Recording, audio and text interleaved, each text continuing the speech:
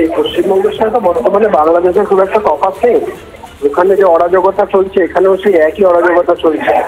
ওখানে কদিন আগে দেখা গেছিল ছাত্রলীগের একটি ছেলে তার বাড়িতে অসুস্থ বাবাকে দেখতে আসবে বলে বাড়ি আসছিল, তাকে বাড়ির সামনে পিটিয়ে দিচ্ছে।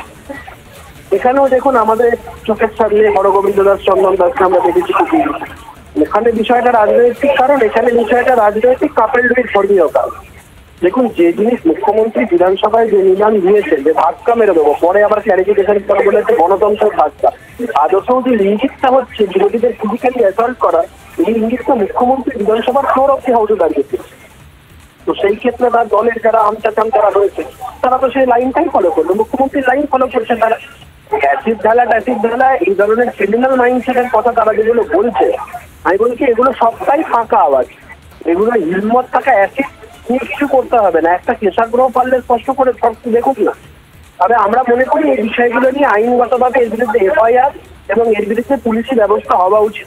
যদিও এই রাজ্যের পুলিশ কিছু করবে না, যত ওরা এই জিনিসগুলো করবে মানুষের চোখে তত এরা পড়বে।